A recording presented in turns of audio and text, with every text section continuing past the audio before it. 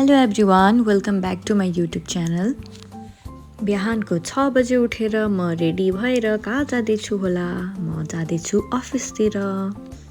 रातभरि पानी परेर सबै पानी जमेर यस्तो हालत भएको छ, म मुख बिगार्दै हिँड्दैछु। अनि अफिस पुगेर मैले चकचक पनि गरिहालेँ, फोहोर बनाइहालेँ। आन्टीले यस्तो टिलिक्क बनाएर जानुभएको थियो। अनि म गएर बाहिर हेर्छु, बिहान अफिसमा आउँदा त यस्तो दृश्य पनि देख्न पाइँदो रहेछ कि गाडीहरू नै छैन बाटोमा, पुरै खुल्ला छ। अनि म गर्छु मेरो फिट चेक हेर्नु है, अब झन्डै लड्छु म ठोकेर। प्राण जाए पर नक्कल नजाए भन्दै म चाहिँ नक्कल पारिरहन्छु। अनि त्यसपछि सुरु हुन्छ मेरो काम। अब नक्कल मात्र पारेर भएन भनेर म चाहिँ काम गर्नतर्फ लाग्छु। आज म बिहान अफिस आउनुको कारण चाहिँ के हो भन्दा आज चाहिँ मेरो भाउजूको बर्थडे छ, त्यसैले म बिहान काममा आएर दिउँसो चाहिँ भाउजूको बर्थडेमा जानु थियो। अनि मेकअप गरेर हातमा कपडा बोकेर म चाहिँ जान्छु भाउजूको तर्फ। अनि त्यहाँ चाहिँ चेन्ज गर्छु अनि नन्द भाउजू रेडी भएर हामी जान्छौँ बर्थडे सेलिब्रेट गर्नलाई।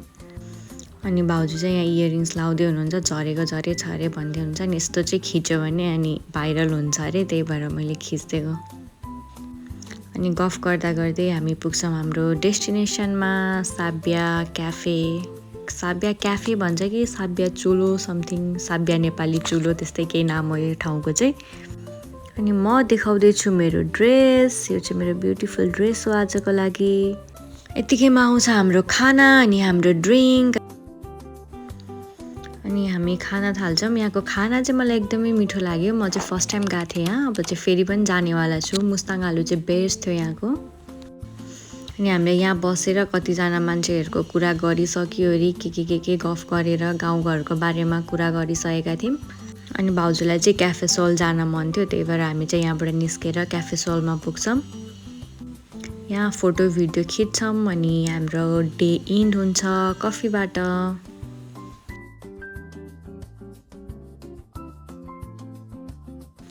बर्थडे भ्लग सँगसँगै स्टार्ट हुन्छ स्याटरडेको भ्लग। यो चाहिँ मामु बाबा म अर्जुनधारा मन्दिर दर्शनको लागि जाँदैछौँ। आज चाहिँ मौसम पनि यति शीतल थियो कि मन्दिर जाँदा पनि पुरै रमाइलो भइरहेको थियो। यो चाहिँ हो हाम्रो अर्जुनधारा मन्दिर। अर्जुनधारालाई चाहिँ पूर्वको पशुपतिनाथ भनेर पनि चिनिन्छ। यो मन्दिर चाहिँ एकदमै राम्रो छ, एकदम शान्त वातावरण। यहाँ जाँदा चाहिँ मलाई एकदम आनन्द आउँछ। अनि बाबा चाहिँ त्यहाँ पूजा गर्न सघाउँदै हुनुहुन्छ, मलाई चाहिँ खासै आइडिया हुँदैन। अनि मेरो तर्फको पूजा पनि मामुले नै गरिदिँदै हुनुहुन्छ।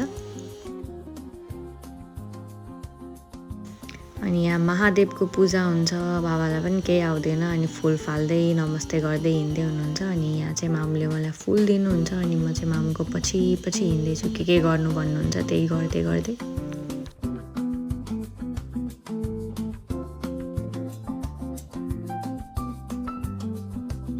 अनि त्यसपछि जान्छौँ हामी चाहिँ माछालाई चारो दिनको लागि। यहाँ चाहिँ माछा कछुवाहरू रहेछ। अनि यहाँ चाहिँ यति राम्रो कमल फुल फुलेको थियो। पूजा सकेर टिका लगाएर अनि हामी चाहिँ निस्किन्छौँ मन्दिरबाट। यस्तो देखिरहेको थियो मलाई चाहिँ। एकछिन सन्चरी बजार घुमेर 1-2वटा सामान किनेर हामी चाहिँ फर्किन्छौँ। Thanks for watching.